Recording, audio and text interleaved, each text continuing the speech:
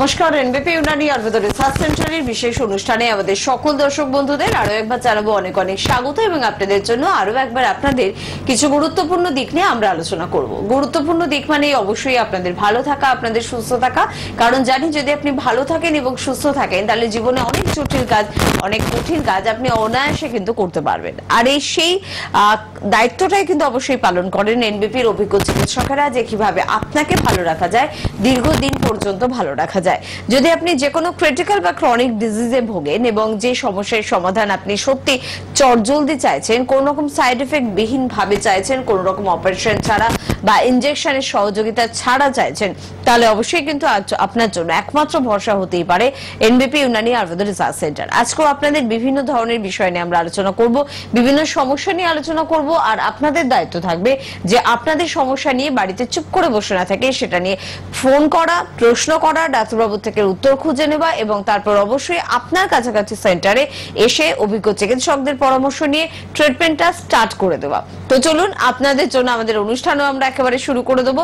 আমাদের সঙ্গে আজকে উপস্থিত রয়েছেন এনবিপি ইউনানি আয়ুর্বেদ রিসার্চ সেন্টারের অভিজ্ঞ চিকিৎসক ডক্টর এ হালদার। প্রথমে স্যারকে জানাবো অনেক অনেক ধন্যবাদ এবং স্বাগত। নমস্কার। পাশাপাশি রয়েছেন আপনারা, আপনাদের যে কোনো ধরনের প্রশ্ন নিয়ে আপনারা তো ফোন করতেই পারেন। আজকে আমাদের আলোচনার বিষয় হচ্ছে আর্থারাইটিস বা অস্থির সমস্যা। যে কোনো প্রকারের অস্থির সমস্যা নিয়ে আমরা কথা বলবো, তাই আপনারা আপনাদের অস্থির যদি কোনো সমস্যা থাকে, যে সমস্যার সমাধান সত্যি জানতে চান, তাহলে স্ক্রিনে দেওয়া নাম্বারে অবশ্যই চ্যানেলের নাম্বারেও ফোন করতে পারেন বা আমাদের এনবিপির নিজস্ব নাম্বারেও কিন্তু আপনারা ফোন করতে পারেন।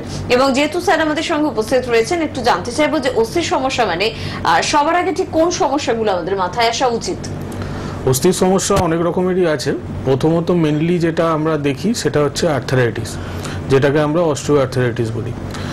খুবই কমন এখন হয়ে গেছে, কারণ হচ্ছে আগে একটা এজ লিমিটেড ছিল যে একটু বয়স বাড়লে আমাদের অস্থির সমস্যা আসে।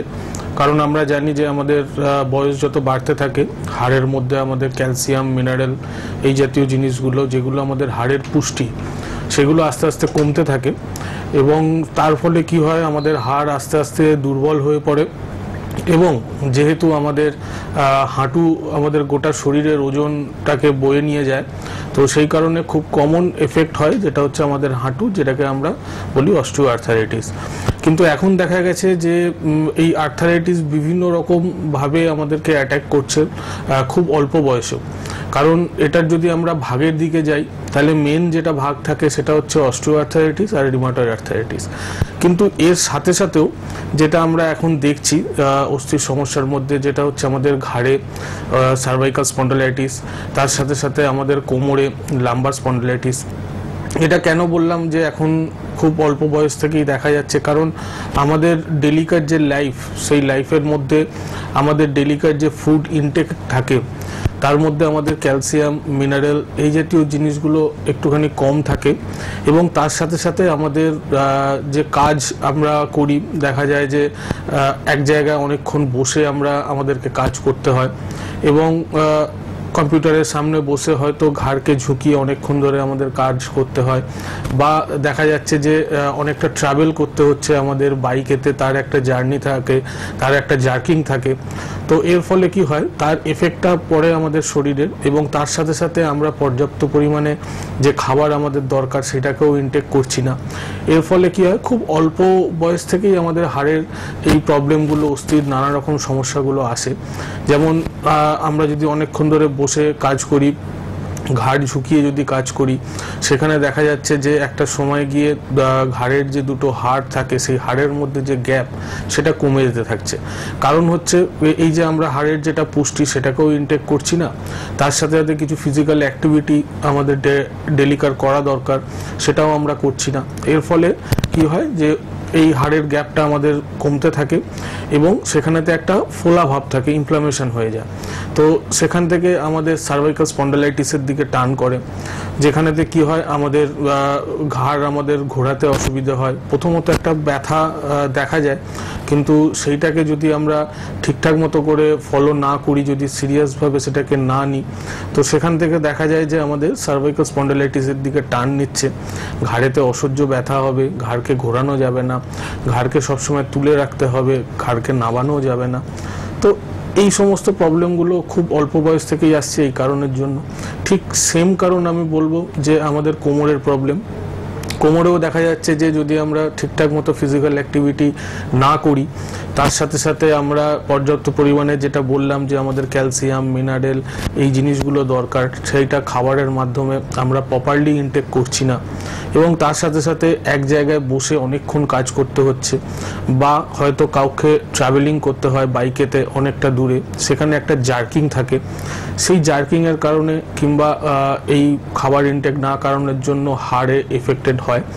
যেহেতু আমরা পার্টিকুলারলি জায়গায় জার্কিং হচ্ছে যেটা হচ্ছে আমাদের কোমর, তো সেখানেতে যখন এফেক্ট হয় সেখানেরও কি হয়, আমাদের হাড়ের গ্যাপগুলো কমে যেতে থাকে, এবং সেখানেও একটা সময় দেখা যায় যে হাড়গুলো একে অপরের সাথে জুড়ে যাচ্ছে, কিংবা অনেক সময় দেখা যায় যে আমাদের দুটো যে ভার্টিব্রা থাকে হাড়ের মধ্যিখানে একটা ডিস্ক থাকে।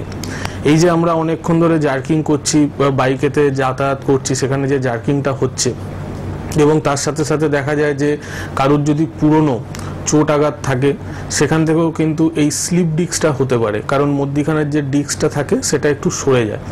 তো এর ফলে কি হয়, অসহ্য যন্ত্রণা শুরু হবে, এবং এটার স্টার্টিংয়েই কিছু লক্ষণ দেয় যে হ্যাঁ আমার কোমরেতে ব্যথা হচ্ছে, বসতে গেলে উঠতে পারছি না, কিংবা ঝুঁকে কোনো রকম কাজ করতে গেলে একটুখানি লাগছে।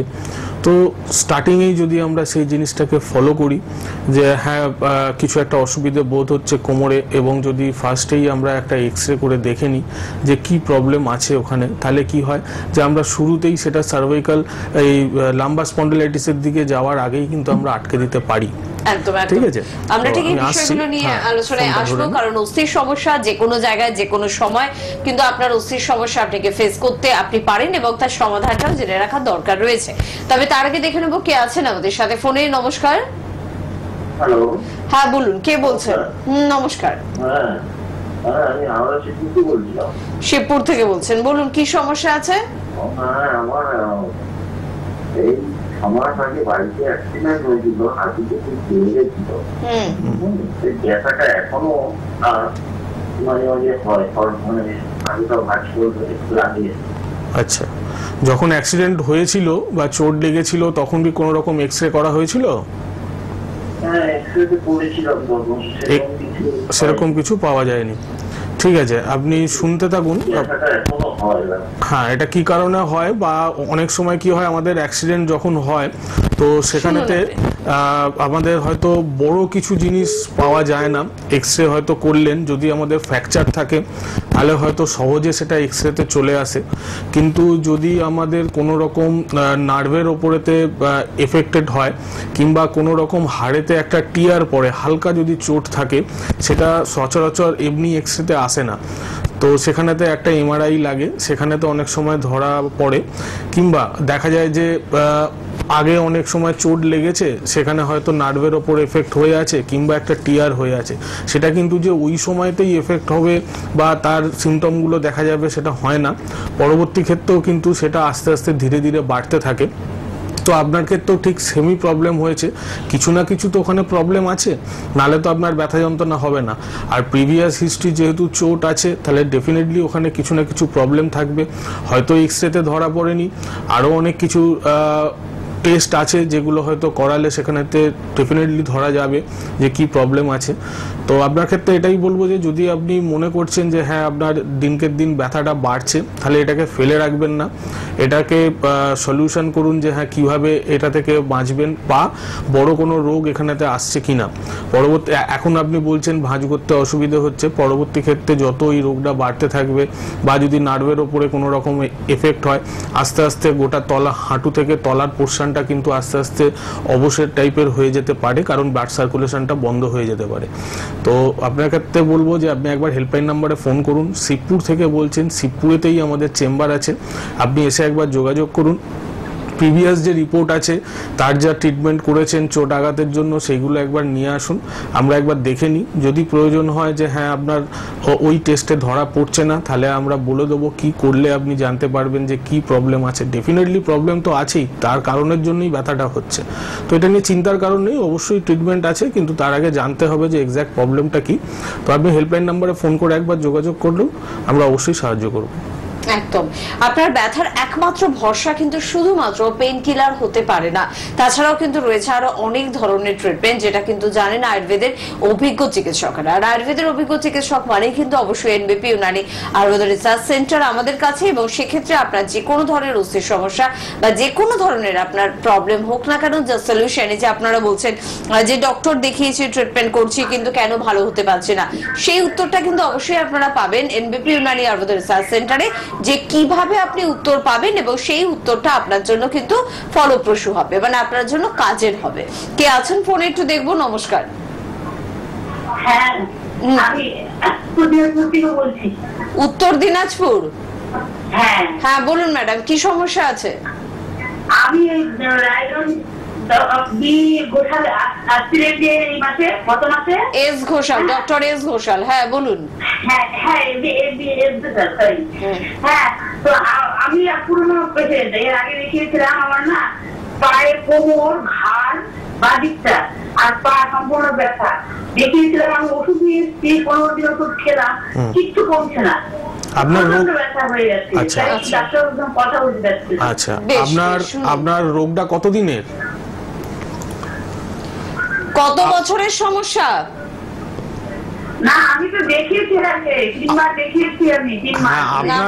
আপনার রোগটা, আপনার রোগ কমেছিল, আবার এখন নতুন করে হয়েছে। আচ্ছা, গত মাসে আবার দেখাতে গেছিলাম। কমেছিল, আবার একটু বাড়ছে। কেন বাড়ছে স্যার বলছেন? আর একটু না, প্রচন্ড বেড়েছে এখন, আগের থেকে অনেক বেশি বেড়ে গেছে।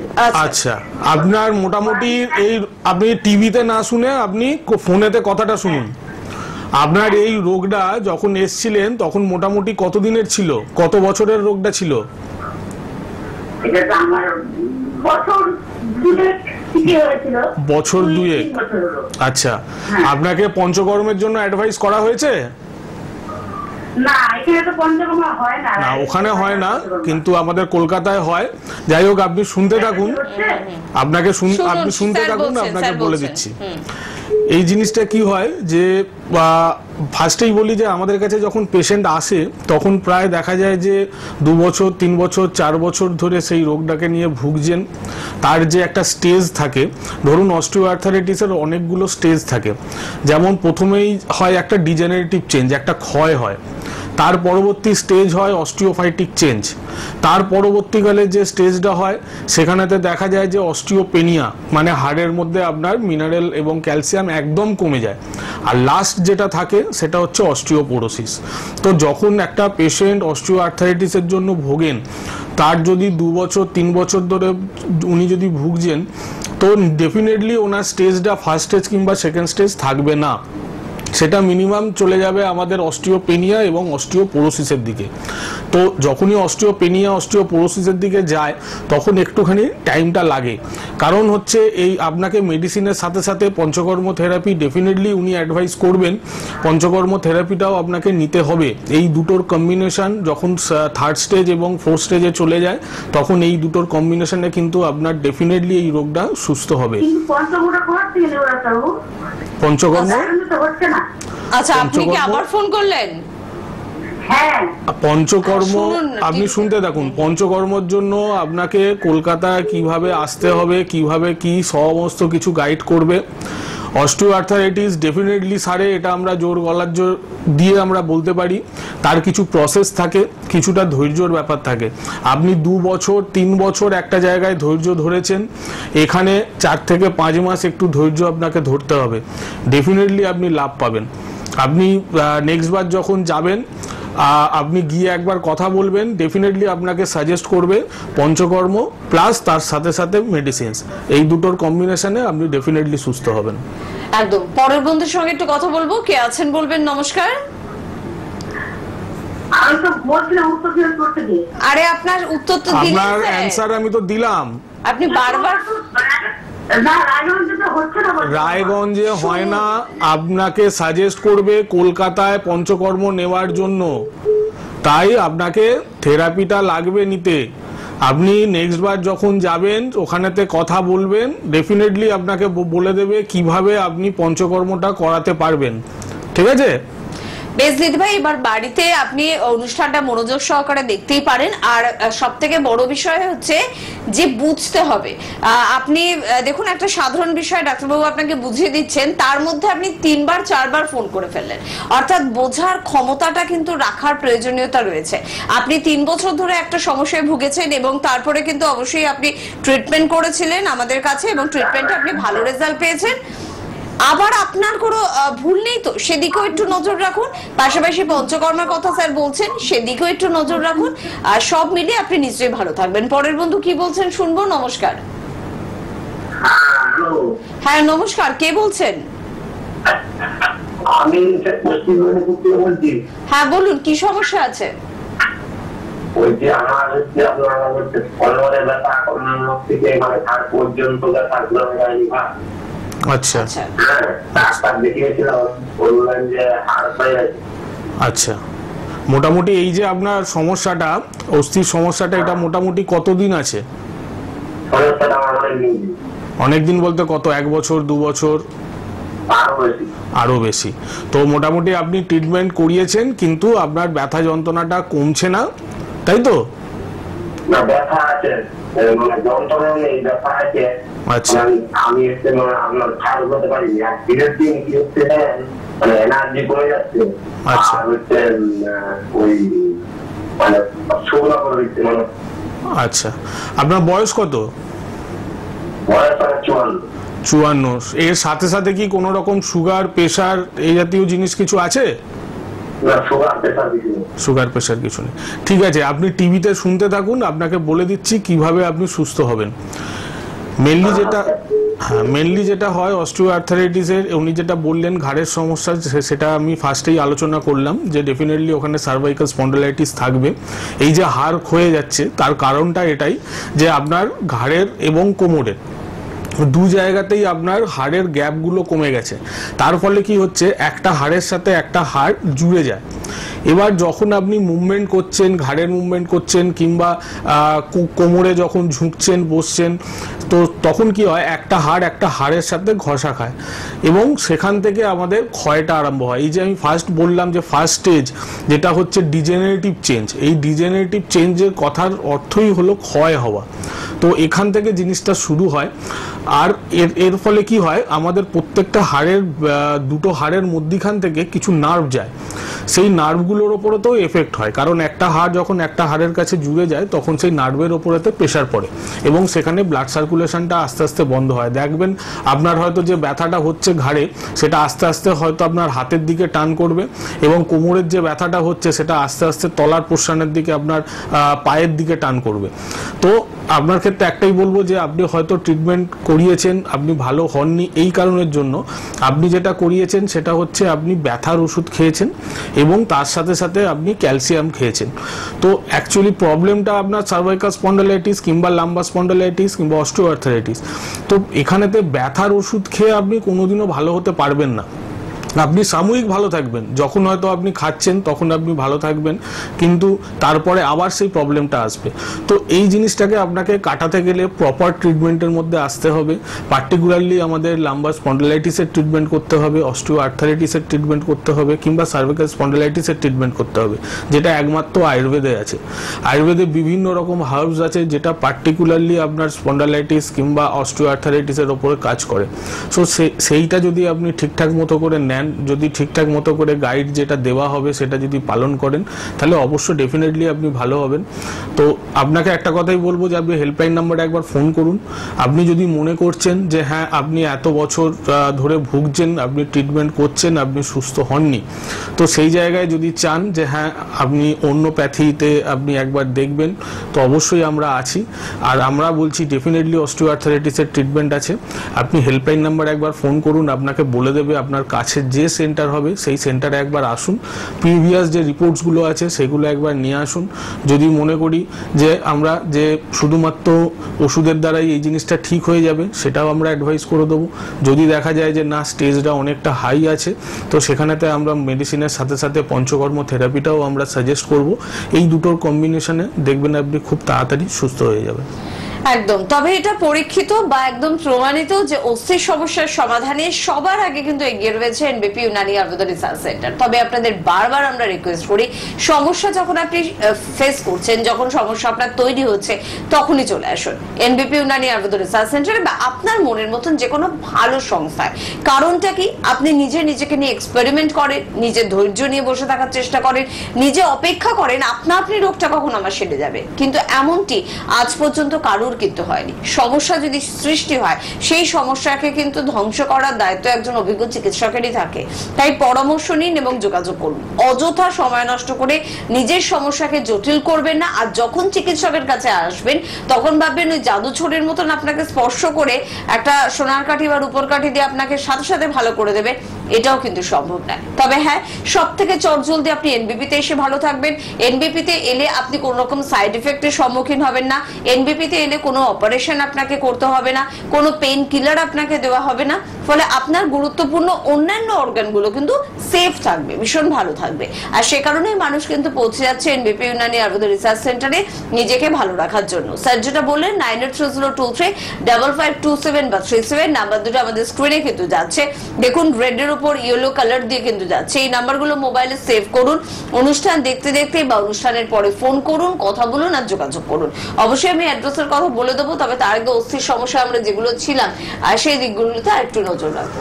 তো মেনলি যেটা নিয়ে বললাম অস্টিওআর্থারাইটিস, অ্যাকচুয়ালি যদি আমরা দেখি যে এই অস্টিওআর্থারাইটিস কিংবা লাম্বার স্পন্ডালাইটিস কিংবা সার্ভাইকাল স্পন্ডালাইটিস কিংবা রিউমাটয়েড আর্থারাইটিস, এইগুলোর জন্য অনেকটা কিন্তু দায়ী থাকে যে পেশেন্টের হয় এটা উনি। কারণ হচ্ছে যে যখন এটা স্টার্টিং হয়, যে সিমটমগুলো দেখা যায় যেগুলো আমি বললাম, যে যদি সার্ভাইকাল স্পন্ডালাইটিস হয় ঘাড়ে একটা হালকা পেন হবে, ঘাড় ঘোরাতে অসুবিধা হবে। লাম্বার স্পন্ডালাইটিস হলেও কোমর ঝুঁকতে অসুবিধা হবে, কোমরে একটা পেন থাকবে। এবং অস্টিওআর্থারাইটিস হাঁটুতে ব্যথা থাকবে, হাঁটতে গেলে অসুবিধে হবে, পা ভাঁজ করতে অসুবিধে হবে, সিঁড়ি ভাঙতে অসুবিধে হবে। তো এইটা শুরুতেই কিন্তু এই সিমটমগুলো দেয়। কিন্তু আমরা সেটাকে কি করি যে হ্যাঁ ঠিক আছে ব্যথা, আমরা কোনো ডাক্তারি দেখাই না, কোনো ডাক্তারি পরামর্শ নিই না, আমরা সিধা চলে যাই দোকানে গিয়ে আমরা বলি ব্যথা হচ্ছে, সেখান থেকে একটা ব্যথার ওষুধ দিয়ে দিল, সঙ্গে অ্যাডভাইস দিয়ে দিল ক্যালসিয়াম খান, ক্যালসিয়ামের ওষুধ নিয়ে চলে এলাম, খেতে থাকলাম, হ্যাঁ ভালো হলাম, একদিন খেলাম, 5 দিন ভালো থাকলাম, তারপর আবার ব্যথা হলো, আবার গেলাম। তো এটাতে কি হচ্ছে, আপনি হয়তো কিছুদিন ভালো থাকছেন, কিন্তু আপনার রোগটা ধীরে ধীরে কিন্তু বাড়তে থাকছে। এবং যখন দেখা যাচ্ছে যে হ্যাঁ আপনি একদম হাঁটতে পারছেন না বা আপনি একদমই ঝুঁকতে পারছেন না, কোমরে সারাক্ষণ ব্যথা, সেই ব্যথার তীব্রতাটা আরো বেড়ে গেছে, তখন আপনার যাচ্ছেন, তখন কি হয় প্রায় হয়তো ফার্স্ট স্টেজ থেকে সেকেন্ড স্টেজের দিকে চলে যাচ্ছে। তো এই অস্টিওআর্থারাইটিস যে কোনো রকম অস্থির সমস্যা যদি আমরা শুরুতেই একটুখানি সচেতন হই যে হ্যাঁ আমার শরীরের মধ্যে ব্যথা হচ্ছে একটা জায়গায়, একটা জয়েন্টে, তো নিশ্চয়ই কোনো না কোনো প্রবলেম হচ্ছে বলেই সেখানে ব্যথা হচ্ছে। সুস্থ শরীর থাকলে কোনোদিনও ব্যথা হবে না। সেটা কি কারণে ব্যথা হচ্ছে, কোথাও কি চোট লাগলো সেই কারণের জন্য ব্যথা, না ভেতরেতে কোনো রকম অস্থির সমস্যা হচ্ছে, সেটা যদি আমরা শুরুতেই একবার দেখে নিই, যে একটা এক্সরে করে নিই, কিংবা আপনি বুঝতে পারছেন না শুরুতেই আপনি গিয়ে ডক্টরের পরামর্শ নিন, উনি আপনাকে সাজেস্ট করে দেবে যে হ্যাঁ এইটা করলে আপনি জানতে পারবেন শুরুতেই যে আপনার কি অসুবিধার কারণে আপনার ব্যথাটা হচ্ছে। তাহলে কি হয়, ওই সেকেন্ড স্টেজের দিকে জিনিসটা যায় না, শুরুতেই এটাকে আটকে দেওয়া যায়। কিন্তু যখন এটা সেকেন্ড স্টেজ থার্ড স্টেজের দিকে চলে যাচ্ছেন, আপনি হয়তো যেখানে যাচ্ছেন সেখানে আপনাকে ব্যথার ওষুধ দিচ্ছে, যা আপনি খাচ্ছেন, কিছুদিন ভালো থাকছেন, ভাবছেন এটাই ট্রিটমেন্ট, এটা ট্রিটমেন্ট নয়। এটাকে ভালোভাবে সারাতে গেলে এটার প্রপারলি ট্রিটমেন্ট করতে হবে। আর একটা জিনিস আমরা দেখেছি যে আমাদের কাছে যখন পেশেন্ট আসে, যে ফার্স্টেই বলি যে আমাদের কাছে তো প্রথমেই শুরুতে সিমটম হচ্ছে সেটা নিয়ে আসে না, একদম যখন সেটা সেকেন্ড স্টেজ থার্ড স্টেজের দিকে চলে যায় তখন আমাদের কাছে আসেন। এবং এই যে 2 বছর 3 বছর ধরে উনি ভুগছেন, স্টেজটাকে বাড়িয়ে নিয়ে এসছেন, তখন কি হয়, তখন একটা আশা থাকে যে আমি এখানে এসেছি 1 মাসের মধ্যে ভালো হয়ে যাব কিংবা 2 মাসের মধ্যে ভালো হয়ে যাব, সেটা থাকে না। হ্যাঁ, যদি ফার্স্ট স্টেজ থাকে সেখানে একটা টাইম থাকে, যদি সেকেন্ড স্টেজ থাকে তার একটা টাইম থাকে, যদি থার্ড স্টেজ ফোর্থ স্টেজ থাকে তার একটা টাইম থাকে। তার জন্য কি হয়, একটু ধৈর্য ধরতে হয় এবং তার সাথে সাথে অ্যাডভাইসগুলো ফলো করতে হয়। অনেক পেশেন্ট আমরা দেখেছি যে 2 মাসের মাথায় ভালো হয়ে গেলেন, তো কিন্তু ওনাকে বলা হয়েছে যে আপনার একটা কোর্স আছে, সেই কোর্সটাকে কিন্তু কমপ্লিট করতে হবে, নালে কিন্তু এই জিনিসটা পুরোপুরিভাবে সারবে না। তো উনি যখনই দেখছেন যে হ্যাঁ আমার ব্যথা যন্ত্রণাটা কমে গেল, আমি হাঁটতে পারছি, আমার সেই প্রবলেম নেই, ওনারা কি করলো, ট্রিটমেন্টটাই বন্ধ করে দিল। কিন্তু সেটা হয় না, তার একটা প্রপারলি কোর্স থাকে, সেই কোর্সটাকে কমপ্লিট করতে হয়, আর মেডিসিন বন্ধ করার একটা নিয়ম থাকে যেটাকে বলা হয় ট্যাপারিং ডোজ করে।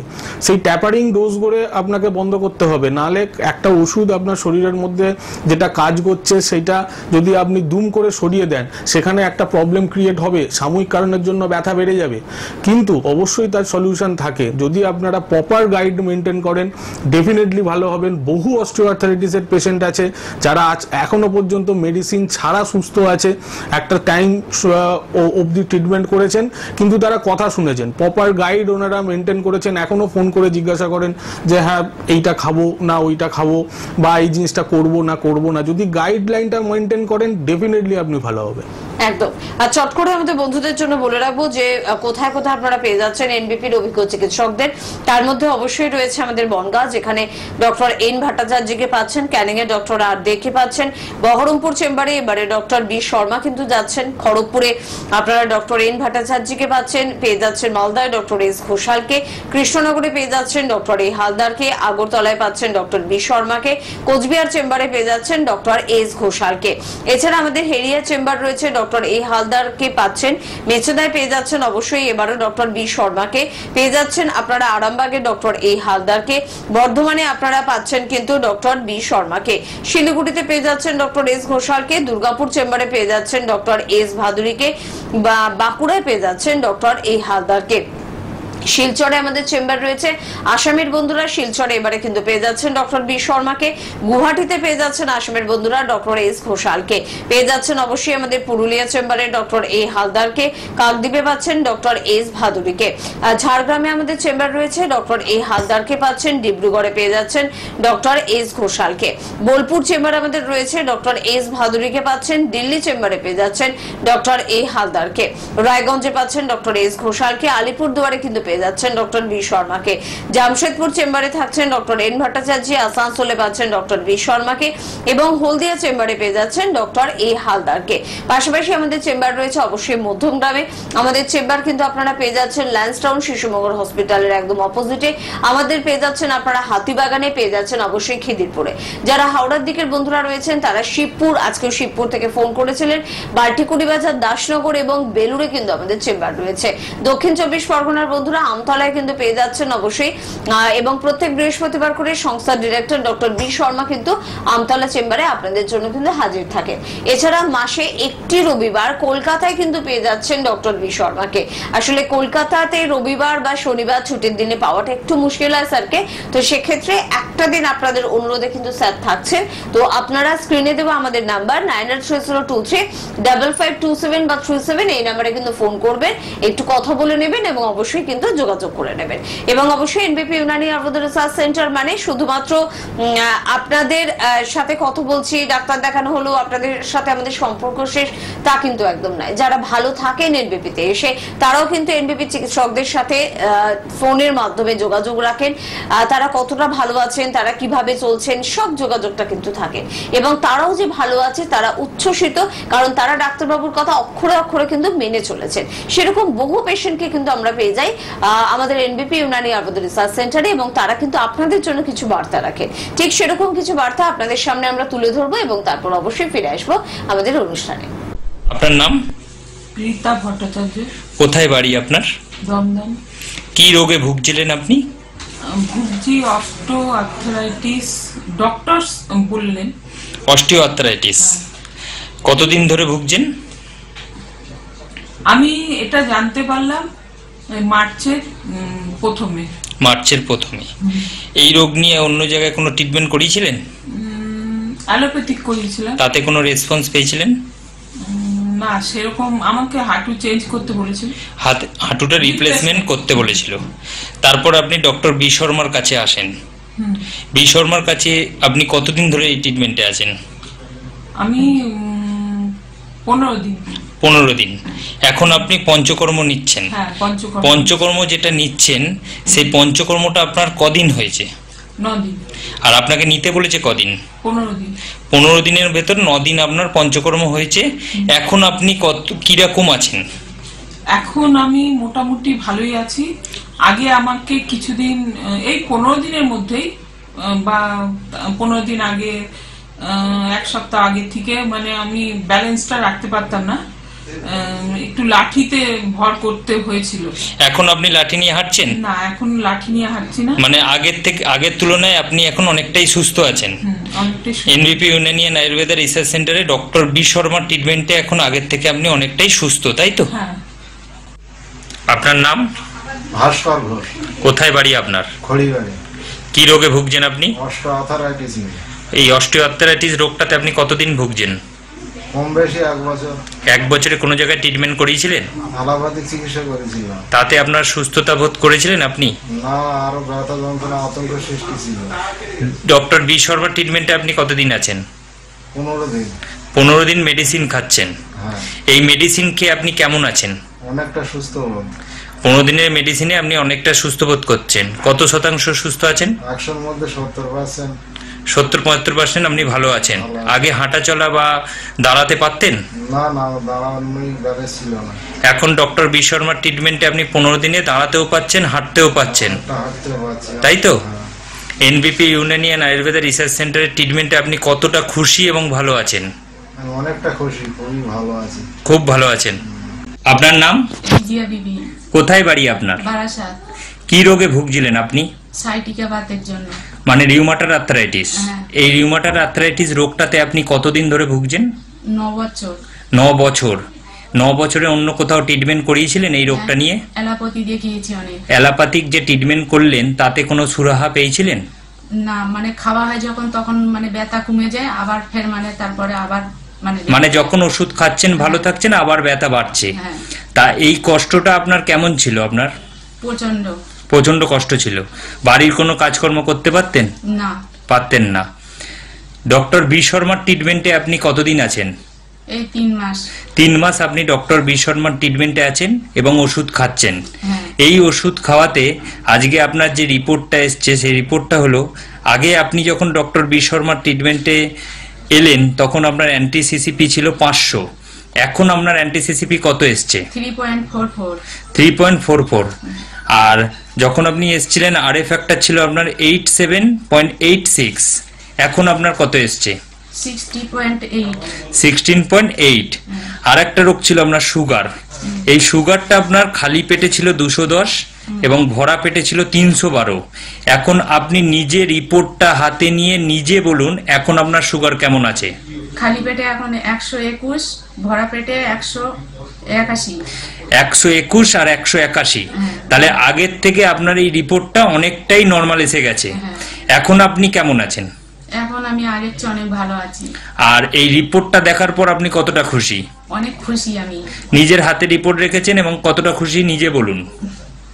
অনেকটাই, মানে এতটাই খুশি যে ভিতরে যে রোগটা ছিল সেইটা কমে যাওয়া মানে কি একটা মানুষের মধ্যে কি আনন্দ আসে সেটা আপনারাও মানে জানলে বুঝতে পারবেন, যে যখন যে রোগ থেকে মুক্তি পাওয়া যায় তখন সেই রোগটার প্রতি মানে কেমন একটা খুশি আসে, যে দেহ থেকে বেরিয়ে যাচ্ছে মানে কি প্রচন্ড একটা খুশি। আর এখন বাড়ির কাজ করতে পারছেন? হ্যাঁ। এখন বাড়ির কাজ করতে কোনো কষ্ট না। এখন তাহলে আপনি বাড়ির কাজ কর্ম সবকিছু নিজে হাতে নিজে করতে পারছেন। এনবিপি ইউনানিয়ান আয়ুর্বেদা রিসার্চ সেন্টারের ট্রিটমেন্টে আপনি কতটা খুশি এবং ভালো আছেন? অনেকটাই ভালো আছি। আর খুশিও আছেন, তাই তো?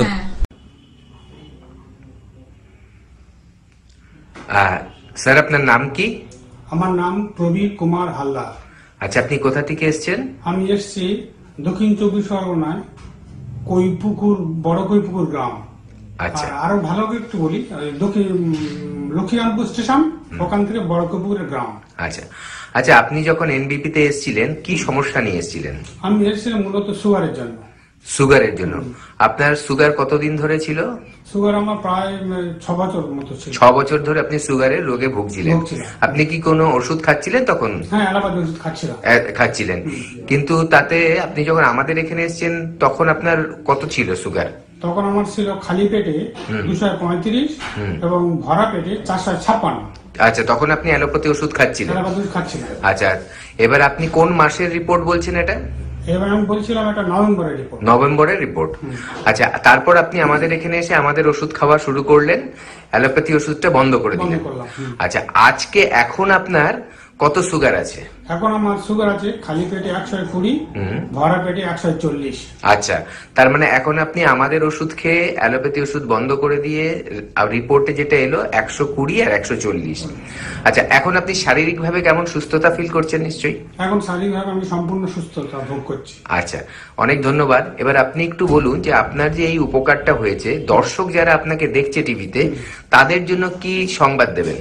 আমি সব দর্শককে অনুরোধ করব অযথা এখানে সেখানে না ঘুরে আপনারা আমি যে প্রতিষ্ঠানে এসেছি এই প্রতিষ্ঠান থেকে আপনার সুগারের ওষুধ খান। আমি যা বলছি এটা সত্য কথা বলছি। আচ্ছা, এবং আপনার কাছে তো তার রিপোর্টও রয়েছে? হ্যাঁ, রিপোর্টও রয়েছে। আচ্ছা, আপনাকে অসংখ্য অসংখ্য ধন্যবাদ যে আপনি আমাদের ওপরে এতটা ভরসা করে এগিয়েছিলেন এবং আজকে সম্পূর্ণভাবে সুস্থ হয়েছে।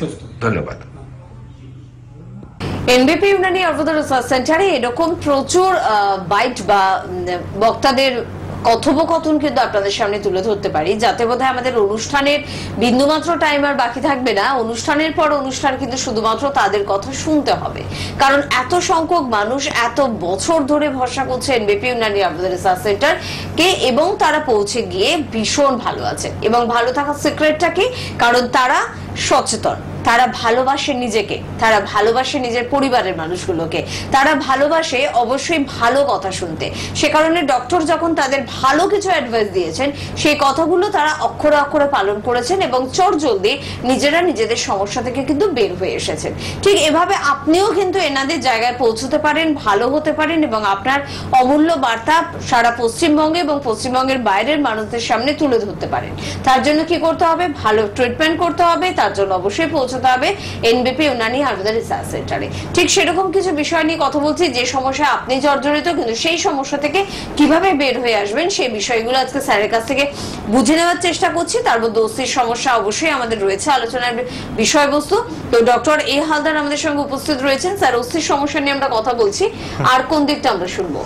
তো অস্থির সমস্যা নিয়ে যেটা আমরা একটা পার্ট ছিল যেটা হচ্ছে অস্টিওআর্থারাইটিস, সেটা নিয়ে আমি জানালাম যে হ্যাঁ এই সিমটম থাকে, এই জিনিস হতে পারে। ফার্স্টেই আমি বলেছিলাম যে অস্টিওআর্থারাইটিসের মেনলি যেটা এফেক্ট হয় সেটা হচ্ছে আমাদের হাঁটু, এবং এর কয়েকটা স্টেজ থাকে। আমি এর আগেও একবার বললাম যে এই স্টেজটা হচ্ছে ফার্স্ট যখন স্টার্ট হয় তখন হয় হচ্ছে ডিজেনারেটিভ চেঞ্জ, মানে ক্ষয়। এবং এই সময়টাতে কি হয়, একটু হালকা ব্যথা অনুভব হয় এবং হাঁটতে গেলে একটু ব্যথা হবে, বসতে গেলে হালকা ব্যথা হবে, হয়তো ব্যথার তীব্রতাটা অতটা থাকে না, কিন্তু একটা দেখা যাবে যে নর্মাল একটা সুস্থ শরীর সেখান থেকে একটু অ্যাবনর্মাল, মানে হচ্ছে একটুখানি ব্যথা যন্ত্রণা আসছে। তো এই স্টেজে যদি আমরা সচেতন হয়ে যাই, যদি আমরা ঠিকঠাক মতো করে পরামর্শ নিয়ে যদি আমরা ট্রিটমেন্টটা করিয়ে নিই, তাহলে হয়তো ফার্স্ট স্টেজেই জিনিসটাকে আটকে দেওয়া সম্ভব হয়, যেটা খুব তাড়াতাড়ি হয়ে যায়। যদি আমরা এই স্টেজটাতে ঠিকমতো সচেতন না হই এবং হয়তো শুধু ব্যথা হচ্ছে জেনে একটু ব্যথার ওষুধ খেলাম, সাময়িক ভালো থাকলাম, এবং এইটাই যদি আমরা করতে থাকি, তখন কি হয়, এই স্টেজটা ভেতর কিন্তু বাড়তে থাকে। হয়তো আপনার ব্যথা যন্ত্রণাটা 5 দিন কম আছে, আপনি ভাবছেন রোগটা আমার সেরে গেল, কিন্তু না, আপনার ব্যথাটা কম আছে কিন্তু রোগটা ভেতরেতে বাড়তে থাকবে। এর পরবর্তী স্টেজ যেটা যায় সেটা হচ্ছে অস্টিওফাইটিক চেঞ্জ। অস্টিওফাইটিক চেঞ্জে কি হয়, যেহেতু আপনার হাঁটুর দুটো গ্যাপ আস্তে আস্তে কমে যেতে থাকে, সেখানের যে ফ্লুইডটা থাকে সেটা আস্তে আস্তে নষ্ট হয়ে যায়, যে জেলিটা থাকে, এবং এর ফলে কি হয়, একটা হাঁটুর একদম কাছে চলে আসে। এবং সেখানে কি হয়, যখনই আপনি মুভমেন্ট করছেন একে অপরের সাথে ঘষা লাগে এবং এই ক্ষয় হয় ওখানেতে। ও ম্যাক্সিমাম দেখবেন যে পেশেন্ট যখন ফোন করে যে আমার ব্যথা হয়েছে, আমি এক্সরে করেছি, ডাক্তারবাবু বলেছে যে ক্ষয়ে গেছে বা ক্ষয় শুরু হয়েছে। তো হয় এই কারণের জন্য যে একটা হাঁটুর সাথে ঘষা খায় এবং সেখান থেকে ক্ষয়টা হয়। এবং এইটা যদি বাড়তে থাকে তখন কি হয়, যেটা সেকেন্ড স্টেজ, যেটাকে বলি অস্টিওফাইটিক চেঞ্জ, সেখানে কি হয়, এই দুটো হাঁটুর মধ্যিখান থেকে যখন এটা ক্ষয় হচ্ছে, একটা ব্রাঞ্চ বেরিয়ে যায় হাড়ের, একটা ছুঁচের মতো একটা ব্রাঞ্চ বেরিয়ে যায়। এই সময়টাতে কি হয়, যখন পেনটা হয় তখন মাঝে মাঝে মনে হয় যেন ছুঁচ ফুটছে, এরকম একটা ব্যথা থাকে। তো সেই স্টেজটা হচ্ছে অস্টিওফাইটিক চেঞ্জ। এখানেও যদি আমরা ঠিকঠাক মতো করে সচেতন না হই সেটা কিন্তু আস্তে আস্তে বাড়তে থাকবে এবং ভেতর ভেতর বেড়ে এইটা তার পরবর্তী স্টেজ যেটাকে বলা হয় অস্টিওপেনিয়া। অস্টিওপেনিয়ায় কি হয়, এখানে ধীরে ধীরে আপনার মিনারেল এবং ক্যালসিয়ামগুলো আস্তে আস্তে কমে যেতে থাকবে হাড়ের মধ্যে, হাড় উইক হয়ে যাবে। সেই সময় দেখা যায় এই স্টেজেতে একটা ফোলা ভাব আসে, হাঁটু দেখবেন ফুলে যাচ্ছে বা পায়ের গোড়ালি ফুলে যাচ্ছে, তার সাথে সাথে ব্যথার যে তীব্রতাটা আরও বেড়ে যায়, পা ভাঁজ করতে খুব প্রবলেম হয়ে যায়, বা হয়তো অনেকক্ষণ দাঁড়িয়ে থাকলে মনে হয় যে না খুব খুব লাগছে, হাঁটুর ওপরে চাপ পড়ছে। কারণটা কি? কারণ হচ্ছে আপনার হাড়ের মধ্যে আপনার যেটা পুষ্টি সেটা ধীরে ধীরে কমে যায়। তো এখানেও যদি আমরা ঠিকঠাক মতো করে ট্রিটমেন্টটা না করি, যদি শুধু ওই পেনকিলারের উপরে ডিপেন্ডেন্ট থাকি, কিংবা হয়তো ক্যালসিয়াম কমছে বলে আমরা ক্যালসিয়ামের দিকে চলে গেলাম, ক্যালসিয়াম খেতে শুরু করলাম, এটা কিন্তু প্রপার ট্রিটমেন্ট নয়। আপনি সাময়িক কারণে এটা ভালো থাকবেন, কিন্তু এই ভেতর ভেতর রোগটা আরও বাড়তে থাকবে এবং যেটা বেড়ে যেটা লাস্ট স্টেজ যেটাকে আমরা বলি অস্টিওপোরোসিস, সেই স্টেজে গিয়ে দাঁড়াবে। অস্টিওপোরোসিস যদি হয়, কি হয় না, আমাদের যেরকম কাঠের মধ্যে ঘুণ ধরে যায় ঠিক সেরকম হাড়ের মধ্যে ছোট ছোট ফুটো টাইপের হয়ে যায়, হাড় একদম দুর্বল হয়ে যায়। এর ফলে কি হয়, যে চোট আঘাতে আমাদের হাড় ভাঙা সম্ভব নয়, সেই চোট আঘাতেই আপনার হাড় ভেঙে যাবে। আপনি একটু পড়ে গেলে আপনার হাড় ভেঙে যাবে। তো এই যে একটা সাধারণ ক্ষয় এবং সেখান থেকে হাড় ভাঙা অস্টিওপোরোসিস, এই যে স্টেজটা, এর স্টেজটার জন্য কিন্তু নিজেরাই দায়ী থাকেন, কারণ যেহেতু সচেতনভাবে ওই জিনিসটাকে ট্রিটমেন্ট করেন না, শুধু পেনকিলার দিয়ে সেটাকে ধামাচাপা রাখতে চান। তো এই কারণে বলছি যে অস্থির যে কোনো সমস্যা তার অবশ্যই সলিউশন আছে যদি আপনি সচেতন হন। একদম। পরের বন্ধুর সঙ্গে একটু কথা বলবো। বলুন, কে আছেন? নমস্কার। নমস্কার। হ্যাঁ, কে বলছেন? আমি বাগমান থেকে বলছি, সুনীল ধরা। হ্যাঁ বলুন, কি সমস্যা আছে? হ্যাঁ, আপনার আমি বাগমান থেকে বলছি। টিভির আওয়াজটা একদম মিউট করুন, টিভির আওয়াজটা একদম কমিয়ে দিন দাদা, আর বলুন কি সমস্যা আছে। হাঁটুর সমস্যা, হাঁটু আমার ক্ষয়ে গেছে। আচ্ছা, আপনি কোনো রকম এক্সরে করিয়েছেন? করে দিয়েছি। এক্সরে করিয়ে নিয়েছেন? আচ্ছা, সেখানে বলছে যে ক্ষয়ে গেছে। আচ্ছা আচ্ছা, তো এর জন্য যে ট্রিটমেন্ট করছেন মোটামুটি কতদিন করছেন? টিভির আওয়াজটা জোরে রয়েছে। দেখুন, আপনি টিভিটা অফ করে আপনি ফোনেতে কথা বলুন, তাহলে সুবিধা হবে। ট্রিটমেন্ট করছিলাম, আমি অ্যালোপ্যাথি ট্রিটমেন্ট করেছি, আয়ুর্বেদিক করছিলাম। আচ্ছা, কোনো ওষুধের নাম বলার দরকার নেই। হ্যাঁ, কোনো ওষুধের নাম বলার দরকার নেই, আপনি আপনার সমস্যাটা বলুন, সলিউশনটা আমরা বলে দিচ্ছি। আচ্ছা, ঠিক আছে, শুনুন, আপনি শুনতে থাকুন। দেখুন, মেনলি একটা কথাই বলি যে যখন আপনারা সমস্যার কথা বলবেন, আপনি শুধু আপনার কি সমস্যা হচ্ছে সেই জিনিসটা বলুন, এবং যদি কোনো রিপোর্ট করেন আপনাকে কোন রোগ বলেছে সেইটা আপনি বলুন। কোনো পার্টিকুলারলি জায়গা কিংবা পার্টিকুলারলি ওষুধের নাম কিছু বলার দরকার নেই। যাই হোক, ওনার ক্ষেত্রেই আমি বলবো যে দেখুন, আয়ুর্বেদ চ্যাপ্টারটা অনেক বড়, ঠিক আছে। সেখান থেকে প্রপার আয়ুর্বেদ ট্রিটমেন্ট যদি খুঁজতে হয় তাহলে অবশ্যই সেখানেতে এনবিপিতে আসতে হবে, কারণ হচ্ছে বিভিন্ন রকম মেডিসিন, বিভিন্ন রকম হার্বস আছে যেগুলো কিন্তু আমাদের বইয়ে লেখা আছে। এখন তো দেখা যাচ্ছে যে ট্রেনেতেও আয়ুর্বেদ চলে গেছে, যে ট্রেনে আপনি উঠছেন সেখানেতে আপনাকে ওষুধ দিচ্ছে, বলছেন এটা আয়ুর্বেদ ওষুধ, কিন্তু তা বলে সেটা যে প্রপার আয়ুর্বেদ সেটা নয়। আয়ুর্বেদ আমাদের বহু প্রাচীন একটা শাস্ত্র, তো সেই প্রচুর ভাস্ট একটা সাবজেক্ট। তো প্রপার ভাবে যদি এটাকে ইউজ করেন তো অবশ্যই তার ট্রিটমেন্ট আছে, ঠিক আছে। আর আপনি যে অস্টিও আর্থারাইটিসের কথা বলছেন, যেটা ক্ষয়, যেটা নিয়ে আমি আলোচনা করলাম, যে এটা যেহেতু আপনার ক্ষয় শুরু হয়েছে, হয়তো আপনার ডিজেনারেটিভ চেঞ্জ হচ্ছে, এই জায়গাটা থেকে অবশ্যই যদি আপনি প্রপার আয়ুর্বেদ করেন এর ট্রিটমেন্ট অবশ্যই আছে। তো আপনাকে একটা কথাই বলবো যে আপনি যদি দেখছেন যে এত বছর ধরে বিভিন্ন জায়গায় আপনি ট্রিটমেন্ট করেছেন, যদি মনে হচ্ছে যে আপনি সুস্থ হচ্ছেন না, তাহলে ডেফিনেটলি জানবেন যে আপনার হয়তো প্রপার ওয়েতে ট্রিটমেন্টটা হচ্ছে না, যে লাইন অফ ট্রিটমেন্টটা হচ্ছে সেটা কোথাও না কোথাও একটু ভুল হচ্ছে। কারণ আয়ুর্বেদে অস্থির সমস্যা খুব তাড়াতাড়ি সেরে যায়। তো আপনার ক্ষেত্রে বলবো যে আপনি একবার হেল্পলাইন নাম্বারে ফোন করুন।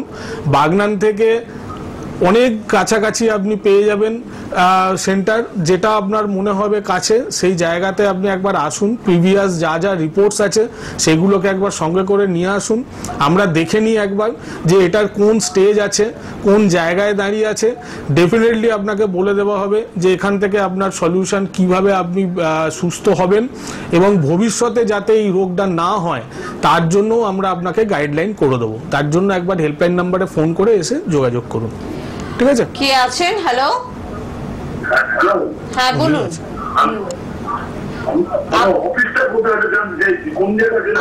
আপনি বাগনানে থাকেন তাই তো? আচ্ছা দেখুন, আমাদের নিচে নাম্বার যাচ্ছে, আপনাকে আর ফোন করতে হবে না, আমি বলে দিচ্ছি, এবার টিভির সামনে চলে যান, আর ফোন করার দরকার নেই। দেখুন নিচে আমাদের নাম্বার যাচ্ছে 9830235527, আরেকটা নাম্বার যাচ্ছে 5537।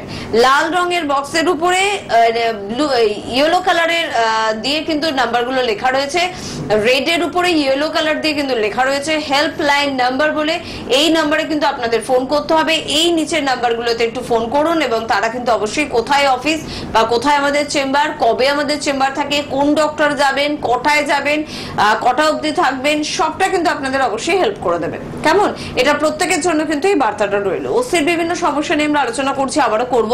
চট করে আপনাদের জন্য আরেকবার জানিয়ে রাখি চেম্বারের কথাই, যে যারা বলছেন যে কোথায় চেম্বার ডাক্তারবাবু, সেটা তো এখনো জেনে উঠতে পারলাম না। তো তাদের জন্য বলবো যে বনগাঁয় আমাদের চেম্বার রয়েছে, ডক্টর এন ভট্টাচার্যকে পাচ্ছেন, ক্যানিং এ ডক্টর আর দেখে পাচ্ছেন, বহরমপুরে পেয়ে যাচ্ছেন এবারে ডক্টর বি শর্মাকে, যিনি আমাদের চিফ মেডিকেল ডিরেক্টর।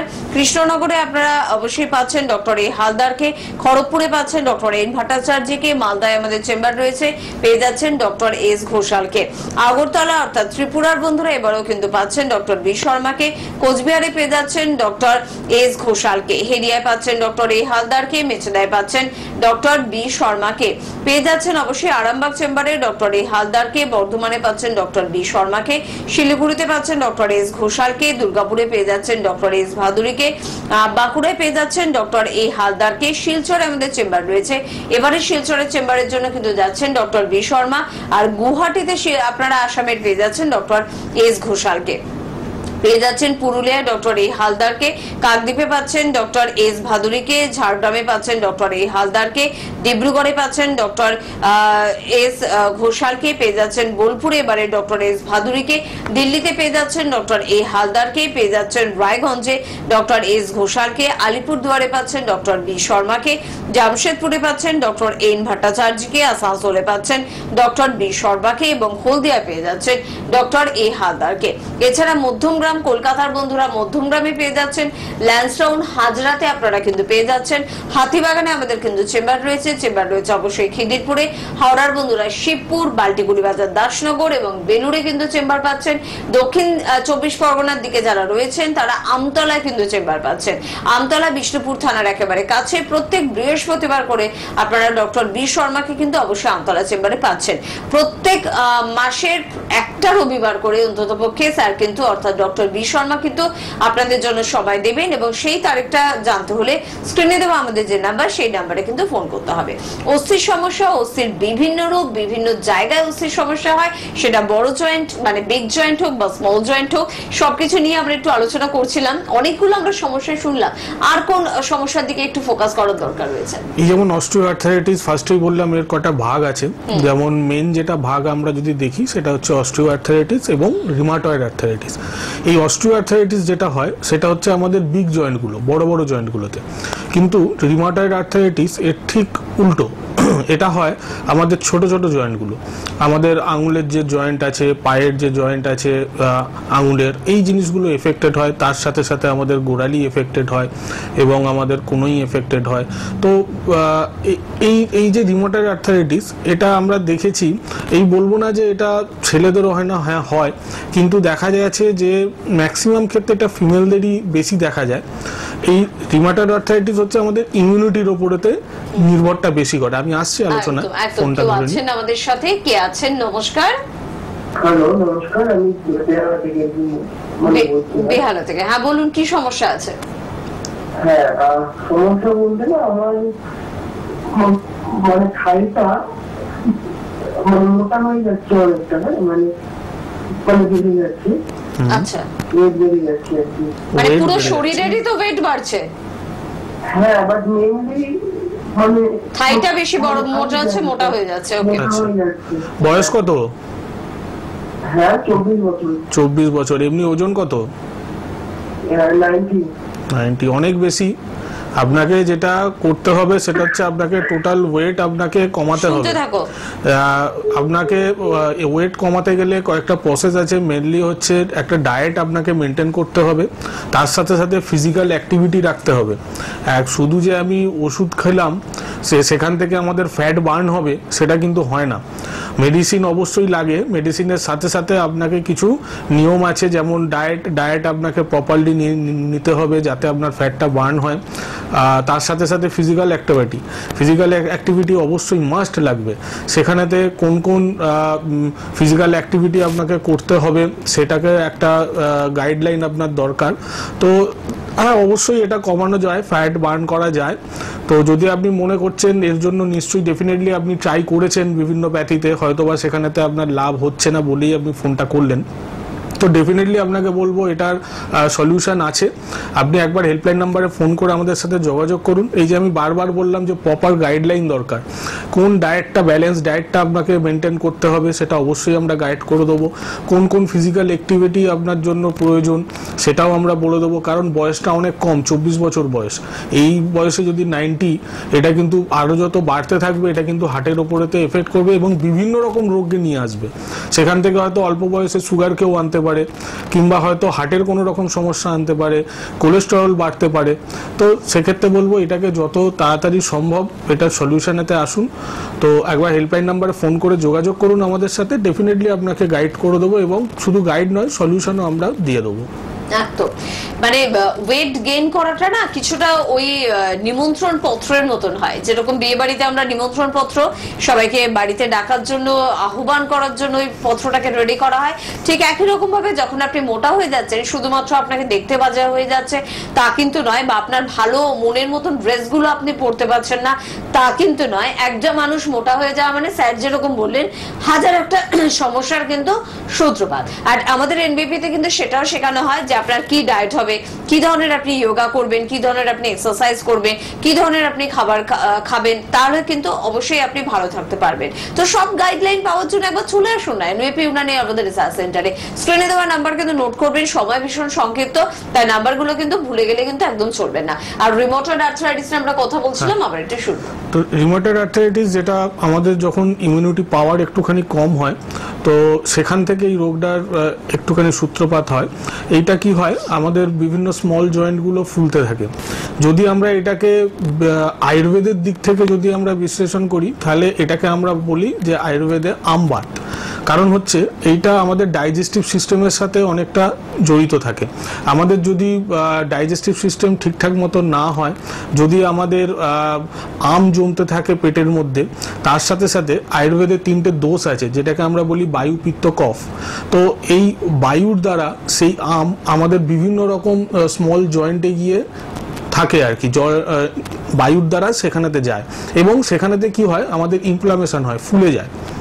তো এটা আস্তে আস্তে কি হয়, যদি এটা ঠিকঠাক মতো করে ডায়াগনোসিস করাটা খুব দরকার। কারণ যখনই ব্যথা হয় মানেই যে ওই অস্টিওআর্থ্রাইটিস হলো সেটা নয়, এটার আলাদা কিছু সিমটম থাকে। যেমন হচ্ছে এক হচ্ছে ছোট ছোট জয়েন্টগুলোতে ব্যথা হবে, দ্বিতীয়ত হচ্ছে সকালবেলায় যখন ঘুম থেকে উঠবেন তখন এই ব্যথার পরিমাণটা খুব বেশি হবে, সেটা গোড়ালিতে হতে পারে, সেটা হাতে হতে পারে। তারপর আস্তে আস্তে যখন আপনি একটু হাঁটাচলা করবেন, একটু বডিকে মুভমেন্ট করবেন, সেই ব্যথাটা কিন্তু ধীরে ধীরে কমে যাবে। এটা একদম স্টার্টিংয়ে দেখা যাবে সিমটমটা। তার সাথে সাথে দেখা যাবে যে সন্ধ্যের দিকে আপনার একটু জ্বর জ্বর ভাব আসছে। তো এই যে তিনটে মেন সিমটম, এইটা কিন্তু যদি থাকে তাহলে আপনাকে মানতে হবে, মানে বুঝতে হবে যে এটা কিন্তু আমাদের নর্মাল আর্থারাইটিস বা অস্টিওআর্থারাইটিস নয়, এটা রিউমাটয়েড আর্থারাইটিস। এটাকে আমি কেন অ্যাবনর্মাল বললাম, কারণ হচ্ছে এটা যদি আমাদের বাড়তে থাকে তাহলে আস্তে আস্তে কি হয়, আমাদের আঙুলগুলোকে পুরোপুরি বাঁকিয়ে দেয়, এবং সেটা হাতের আঙুল হোক, পায়ের আঙুল হোক। এর ফলে কি হয়, কোনো জিনিস ধরতে পারবেন না, হাঁটতে গেলে অসুবিধা হবে। আর এই রিউমাটয়েড আর্থারাইটিসের যে ব্যথার যে তীব্রতাটা, সেটা কিন্তু খুব, মানে প্রচুর পরিমাণে ব্যথা হবে। আপনি একটা স্টেজে গিয়ে দেখা যাবে যে আপনি হয়তো স্টেরয়েড নিচ্ছেন, সেখানেও আপনি ঠিক থাকতে পারবেন না। তো রিউমাটয়েড আর্থারাইটিসটাকে শুরুতে যদি ডায়াগনোসিস করা যায় তাহলে অবশ্যই এর ট্রিটমেন্ট আছে, কিংবা যাদের রিউমাটয়েড আর্থারাইটিস হয়েছে অবশ্যই তার ট্রিটমেন্ট আছে। পেন কিলার এটার কিন্তু সলিউশন নয়, কোনো রকম আর্থারাইটিসের কিন্তু পেন কিলার সলিউশন নয়। রিউমাটয়েড আর্থারাইটিসকে সারাতে গেলে তার একটা ট্রিটমেন্ট প্রসেস মেনটেন করতে হবে। রিউমাটয়েড আর্থারাইটিসে কি হয়, পঞ্চকর্ম প্রয়োজন হয়। কেন আমরা পঞ্চকর্মটা দিই, আমাদের পঞ্চকর্মের কিছু পার্ট আছে যেটাকে আমরা বলি বিরেচন। এই যে বললাম যে ডাইজেস্টিভ সিস্টেমের ওপরে এই জিনিসটাকে খুব থাকে আর কি। বিরেচন যেটা করানো হয় সেটা হচ্ছে কি না, আমাদের যেটা অপক্ষ মল থাকে সেটাকে আমরা বার করে দিই, তার সাথে সাথে বমন করানো হয়। বমনেরও ঠিক সেম প্রসেস থাকে, যেটা আমাদের ডাইজেস্টিভ সিস্টেমে যেগুলো অপক্ষ জিনিস থাকে সেগুলোকে বার করে দেওয়া হয়। এবং তার সাথে সাথে যদি আমরা ঠিকঠাক মতো করে রিউমাটয়েড আর্থারাইটিসের ট্রিটমেন্ট করি, ডেফিনেটলি এটা খুব অল্প সময়ের মধ্যেই সুস্থ হওয়া সম্ভব।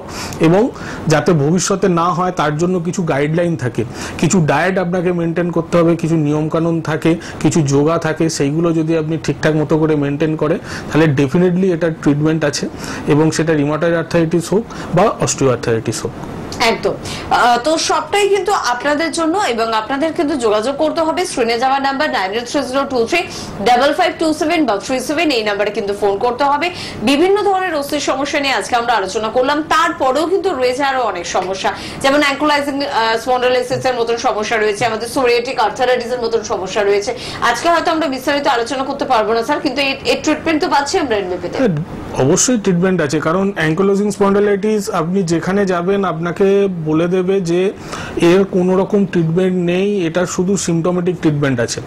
কিন্তু যদি আমরা প্রপারভাবে এই রোগটাকে যদি আমরা দেখি যে এই রোগটা কেন হচ্ছে, কি কারণে হচ্ছে, সেইটার ওপর নির্ভর করে এর উৎসটা কি, সেইটার ওপরে দেখে যদি প্রপারলি ট্রিটমেন্ট করা যায়, আয়ুর্বেদে অবশ্যই এটা ট্রিটমেন্ট আছে যেটা আমরা দিয়ে থাকি। আমাদের কাছে অ্যাঙ্কোলাইজিং এর পেশেন্ট এসছে বেড রিডেন্ট অবস্থায়, তো আগে আপনাকে জানতে হবে যে কেন উনি বেড রিডেন্ট হলেন। অ্যাঙ্কোলাইজিং এ কি হয়, আমাদের যেটা শিরদাঁড়া থাকে সেই শিরদাঁড়াটা আস্তে আস্তে যে ভার্টিব্রাগুলো থাকে সেটা স্টিফ হয়ে যায়, জুড়ে যায় একের সাথে এক, এবং দেখা যায় যে আস্তে আস্তে পেশেন্ট সামনের দিকে বেঁকে যাচ্ছে। এটার সূত্রপাত হয় আমাদের কোমর থেকে। এই যে বারবার ধরে আমরা বলি যে হালকা ব্যথা হচ্ছে শরীরের মধ্যে, সেটাকে কেন সচেতন হওয়া, কারণ এটা কি হচ্ছে আমাদের জানতে হবে।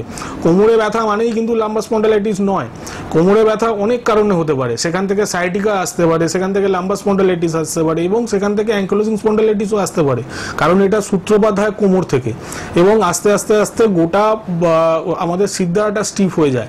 এখানে ঘাড় ঘোরাতে পারে না, পেশেন্ট একদম স্টিফ, যে পেছন থেকে কেউ যদি কথা বলে যে ঘাটটা ঘুরিয়ে কথা বলবে সেটাও করতে পারে না, তার সাথে সাথে ব্যথা যন্ত্রণা। তো এই জিনিসটা কোনো রকম ট্রিটমেন্ট নেই। হ্যাঁ, এক ধরনের ট্রিটমেন্ট যেটা বেরিয়েছিলেন সেটা হচ্ছে কিছু ইনজেকশন, যেগুলোর দাম প্রচুর পরিমাণে, কিন্তু দেখা গেছে যে সেইগুলো নেওয়ার পরও আমাদের কাছে পেশেন্ট এসছে যে না ওই সময়টা একটু ভালো ছিলেন, তারপর কিন্তু আস্তে আস্তে আবার সেই স্টিফনেস চলে আসছে। কিন্তু এটাকে যদি ট্রিটমেন্ট প্রপারভাবে করা যায়, এটা অ্যাঙ্কোলাইজিং স্পন্ডাইলাইটিসের জন্য অবশ্যই পঞ্চকর্মটা লাগে, কারণ পঞ্চকর্মে কি হয়, আমাদের ডিটক্সিফিকেশন হয়, এবং তার সাথে সাথে যেটা মেন লাগে সেটা হচ্ছে ম্যাগনেট থেরাপি। ম্যাগনেট থেরাপি যখনই দেওয়া হবে তখন দেখবেন যে হাড়গুলো ছাড়বে, কারণ এতে কি হয়, হাড়গুলো স্টিফ হয়ে বেড়ে যায়। আমাদের কোমরের যে নর্মাল স্ট্রাকচার থাকে, যখনই এটা ক্যালসিফিকেশন হবে, এই রোগটা হবে, তখন আমাদের কোমরের যে স্ট্রাকচারটা থাকে সেটা বেড়ে যায়, কারণ ওখানে ক্যালসিফিকেশন হয়, ওইগুলো জয়েন্টের মধ্যে ক্যালসিয়াম জমা পড়ে, তো সেইটাকে আমাদের ছাড়াতে হয়। তার জন্য কি হয়, ম্যাগনেট থেরাপি লাগে। তো অবশ্যই ট্রিটমেন্ট আছে। ঠিক সেরকম সোরিয়াটিক আর্থারাইটিস, যেটা আমাদের হাঁটুতে এফেক্টেড হয়, যেটা সোরিয়াসিস বলে এক ধরনের রোগ আছে, সেটা যদি ঠিকঠাক মতো না সারে, সেখান থেকে আমাদের সোরিয়াটিক আর্থারাইটিস আছে। তো ট্রিটমেন্ট অবশ্যই আছে ডেফিনেটলি অস্থির যে কোনো সমস্যার আমরা বারবারই বলি যে আমরা যেটা উৎস সেটা ট্রিটমেন্ট করি, সেই কারণের জন্য খুব অল্প সময়ের মধ্যে পেশেন্ট সুস্থ হয় এবং ভবিষ্যতে যাতে না হয় এই রোগটা সেটারও আমরা গাইডলাইন দিয়ে দিই। একদম, যে কোনো ধরনের অস্থির সমস্যার জন্য অবশ্যই আপনাদের পাশে রয়েছে এনবিপির অভিজ্ঞ চিকিৎসকেরা। এমনকি যদি আপনাকে অপারেশন করার পরামর্শ দিয়ে দেওয়া হয়েছে এবং আপনি তাতে রাজি নয়, কারণ আপনার পরিচিত বহু মানুষ অপারেশনের পরেও কিন্তু সম্পূর্ণ সুস্থ হতে পারেনি, বরঞ্চ অবস্থার আরো অবনতি হয়েছে, তাহলেও কিন্তু আপনার পাশে রয়েছে এনবিপির অভিজ্ঞ চিকিৎসকেরা। যে কোনো ক্রিটিক্যাল বা ক্রনিক ডিজিজের জন্য অবশ্যই যোগাযোগ করুন স্ক্রিনে দেওয়া নাম্বারে। আজকে এই পর্যন্তই, অনুষ্ঠান থেকে বিদায় নেব। ধন্যবাদ জানাবো আপনাদের।